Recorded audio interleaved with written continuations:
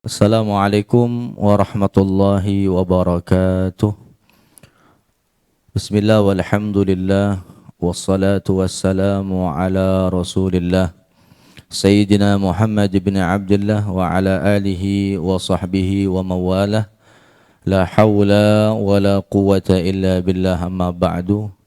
Para pemirsa yang dimuliakan Allah, melanjutkan kajian fikih kita dari kitab Safinatun Najah sampai kita kepada perkataan muallif Syekh Salim bin Sumer Al-Hadrami, faslun syurutul wudu'i asyaratun al-islamu wa tamyizu wa naqa'i anil haidhi wa nifasi wa amma yamna'u wusul al-ma'i ila al-basharati wa alla yakuna 'ala al-udwi ma yughayyiru al-ma'a wal ilmu bi fardiyatihi wa alla ya'taqida fardan min furudihi sunnatan wal ma'u at-tahuru wa dukhulul waqti wal muwalatu. Setelah kemarin kita sudah selesai membahas tentang rukun-rukun di dalam berwudu dan juga rukun-rukun di dalam mandi, maka kali ini kita akan membahas tentang syarat sahnya berwudu. Ini juga termasuk syarat sahnya mandi. Disebutkan di sini bahwa syarat sahnya berwudu atau syarat sahnya mandi itu ada 10. Yang pertama di sini beliau menyebutkan adalah al-islamu, yaitu Islam. Maka tidak sah wudu seseorang atau mandi seseorang kalau dilakukan oleh orang yang tidak Islam atau orang kafir. Kenapa? Karena wudu itu adalah ibadah yang membutuhkan niat.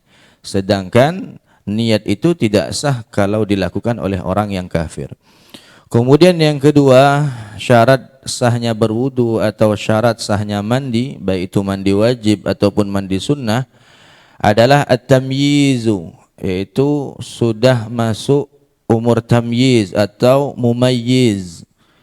Maka tidak sah bagi orang yang belum mumayyiz melakukan wudu atau mandi wajib ataupun mandi sunnah. Mumayyiz itu apa? Mumayyiz itu seorang anak, ya, alladzi ya'kulu bi nafsihi wa yashrabu bi nafsihi wa yastanji bi nafsihi.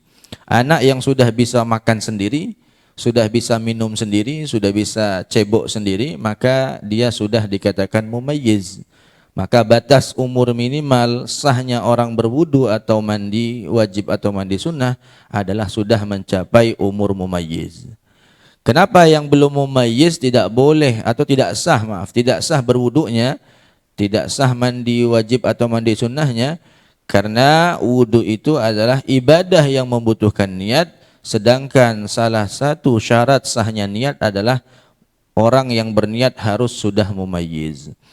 Kemudian syarat sahnya berwudu dan juga mandi yang ketiga adalah an-naqa'u 'anil haidi, sucinya seseorang dari haid wan nifasi dan juga nifas. Maka tidak sah wudu atau mandi seorang yang masih dalam masa haid atau masih dalam masa nifas. Tidak sah wudunya dan tidak sah mandi wajib atau mandi sunnahnya. Kemudian syarat yang selanjutnya yang keempat adalah wa amma yamna'u wusulal ma'i ilal basharati, dan tidak adanya sesuatu yang mencegah sampainya air kepada kulit. Ketika berwudu, ketika mandi, maka pastikan tidak ada benda atau sesuatu yang menghalangi air untuk sampai ke kulit. Semisal hansaplas, ada orang yang berwudu masih pakai hansaplas di tangannya atau di anggota wudu lainnya, tidak dilepas, dia berwudu dalam keadaan hansaplasnya belum dilepas, maka wudunya dianggap tidak sah. Atau dia mandi wajib atau mandi sunnah masih tertutup hansaplas bagian tubuhnya, maka wudunya atau mandi wajibnya atau mandi sunnahnya tidak sah. Atau cat, ya, juga termasuk yang bisa menghalangi air untuk sampai ke kulit, atau tinta yang tebal atau henna yang tebal. Beda kalau yang tersisa itu hanya bekasnya saja, jadi warnanya saja yang tertinggal. Bekasnya tinta, itu tidak menghalangi air, tidak masalah. Atau warnanya henna itu masih tersisa, sisa warnanya saja, maka itu tidak menghalangi air, maka wudunya masih sah. Nah, kemudian termasuk yang bisa menghalangi air sampai ke kulit adalah kotoran-kotoran yang ada di ujung kuku, yang hitam-hitam di ujung kuku, itu termasuk yang wajib untuk dibersihkan, yang bisa menghalangi air untuk sampai ke kulit. Misal orang-orang yang kerjanya di tanah, ya gali-gali tanah, biasa kuku-kukunya ada yang hitam-hitam, itu tanah yang menempel di kukunya, itu wajib untuk dihilangkan ketika ingin berwudu atau ingin mandi wajib atau mandi sunnah, karena itu termasuk yang bisa menghalangi air untuk sampai ke kulit, yang wajib dibasuh ketika wudu dan mandi. Dan juga termasuk kotoran mata yang ada di ujung mata, yang dekat hidung ataupun yang ada di dekat telinga di sini, itu juga termasuk yang wajib dibersihkan sebelum berwudu dan juga sebelum mandi wajib atau mandi sunnah. Karena kalau dibiarkan ketika kita berwudu dalam kondisi masih ada kotoran mata di ujung mata ini, maka itu termasuk yang bisa menghalangi air untuk sampai ke kulit yang wajib dibasuh. Maka dianggap basuhan wajahnya itu tidak sah. Maka kalau seandainya selesai berwudu dia sadar, oh kok masih ada kotoran mata saya, maka harus diulang wudunya, diulang basuh wajahnya, basuh tangannya dan seterusnya. Nah, itu termasuk yang bisa menghalangi air untuk sampai ke kulit. Dan segala hal, pokoknya apa saja yang bisa menghalangi, benda-benda yang bisa menghalangi air untuk sampai ke kulit, misalnya kalau perempuan pakai lipstik atau bedak yang tebal, itu juga termasuk yang bisa menghalangi air untuk sampai ke kulit, maka harus dihapus dulu, harus dihilangkan dulu, baru kemudian dia berwudu ataupun mandi wajib atau mandi sunnah. Kemudian termasuk yang menjadi syarat sahnya berwudu dan juga mandi adalah alla yakuna 'alal udwi ma yughayyirul ma'a. Tidak ada sesuatu di anggota badannya atau anggota wudunya yang bisa merubah status air itu, bisa merubah air. Semisal sabun atau ada krim di badannya atau di anggota wudunya, sehingga kalau kena air, airnya berubah, akan merusak kemutlakan air itu. Airnya menjadi tahir ghairu mutahhir, suci tapi tidak mensucikan karena masuk ke kategori air yang mutaghayyir, air yang sudah berubah salah satu sifatnya. Misalnya masih ada sabun di mukanya, lalu dia langsung berwudu. Akhirnya basuhannya itu tidak sah. Kenapa? Karena air itu sudah bercampur dengan sabun, itu tidak lagi menjadi air mutlak, itu sudah jadi air sabun, maka tidak sah untuk dipakai berwudu.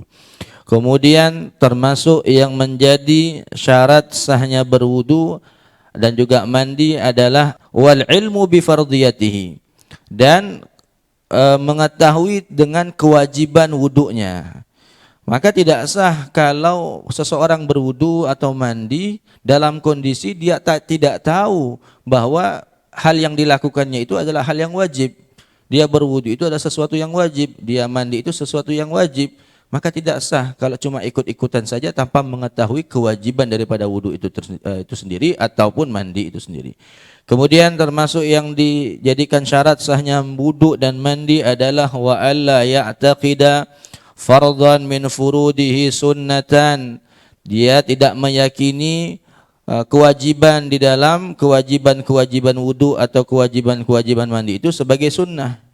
Jadi tidak menganggap yang wajib sebagai yang sunnah. Kalau dia menganggap yang wajib dianggap itu sunnah, maka wudunya atau mandinya menjadi tidak sah.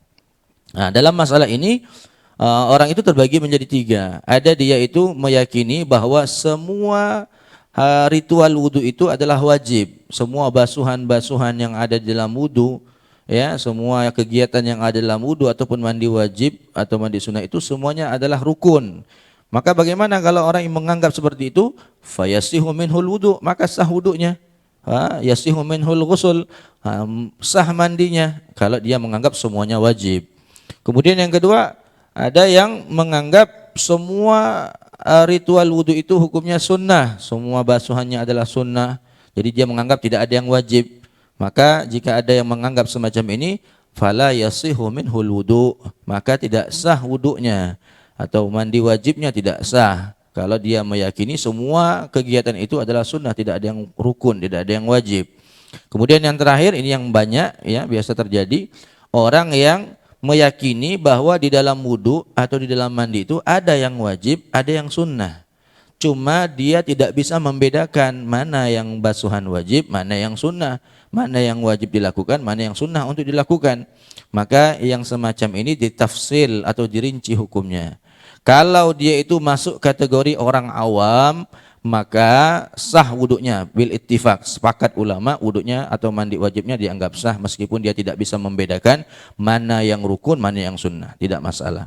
Tapi kalau dia ingkana aliman, kalau dia orang alim, artinya orang alim di sini orang yang belajar, orang yang duduk di majelis ilmu, dia belajar ya ilmu fikih dengan waktu yang cukup dia untuk mengetahui hal tersebut, maka menurut Imam Ibn Hajar itu tetap sah wudunya, tapi menurut Imam Romli wudunya dianggap atau mandi wajibnya dianggap tidak sah. Kalau dia seorang yang belajar, seorang yang alim maksudnya yang belajar. Nah, itu kemudian syarat sah selanjutnya adalah wal ma'ut tahuru, air yang digunakan ketika mandi atau ketika berwudu harus air yang tahur, ay tahir mutahhir, suci dan mensucikan. Harus air yang suci dan mensucikan. Masalah air suci dan mensucikan sudah kita bahas di kajian kita yang lalu. Kemudian wadukhulul waqti wal muwalatu, termasuk syarat sahnya berwudu atau mandi wajib. Di sini masalah berwudu, khusus berwudu. Dilaksanakan berwudu itu harus setelah masuknya waktu sholat. Ini khusus, ini hanya berlaku bagi orang yang misalnya perempuan yang keluar darah istihadah, atau orang yang terkena penyakit beser, salasil baul, ya, keluar air kencing terus menerus, atau orang yang sakit ambeien. Maka ini syarat ini berlaku bagi mereka. Ya, dia tidak boleh berwudu sebelum masuk waktunya sholat. Beda kalau orang tidak sakit, orang-orang sehat biasa, maka dia boleh berwudu meskipun sebelum masuk waktunya sholat. Kemudian termasuk yang dijadikan syarat sahnya berwudu atau mandi wajib adalah al-muwalah. Hendaknya dilakukan secara berkesinambungan. Ini juga sama, hanya berlaku bagi mereka yang fi halatid darurah tadi, bagi orang yang beser, bagi orang yang istihadah, bagi orang yang ambeien. Ini berlaku harus dilakukan, wajib untuk berwudu atau mandi itu berwudu itu dalam keadaan mualah, berkesinambungan. Artinya tidak ada jeda yang lama antara satu basuhan dengan basuhan yang lain. Artinya ketika membasuh basuhan selanjutnya, basuhan yang sebelumnya belum kering. Itu patokan lama atau sebentarnya jeda antara satu basuhan dengan basuhan yang lain. Kalau sudah kering berarti sudah tidak mualah. Ketika dia membasuh basuhan selanjutnya ternyata basuhan yang sebelumnya sudah kering, maka itu sudah dianggap tidak mualah. Kalau dia sahibud darurah, maka tidak sah wudunya. Kalau dia adalah sahibud darurah. Beda kalau dia bukan sahibud darurah, kayak orang biasa, tidak masalah. Mualah itu hukumnya sunnah bagi orang yang biasa. Tapi kalau untuk sahibud darurah, mualah itu hukumnya adalah wajib. Itu adalah 10 hal yang menjadi syarat sahnya berwudu dan juga termasuk syarat sahnya mandi, baik itu mandi wajib ataupun mandi sunnah. Mungkin itu saja, mudah-mudahan apa yang kita kaji menjadi ilmu yang barakah, ilmu yang manfaat, menjadi ilmu yang bisa menambah kualitas ibadah kita kepada Allah Subhanahu wa taala. Amin ya rabbal alamin. Kurang lebih mohon maaf. Assalamualaikum warahmatullahi wabarakatuh.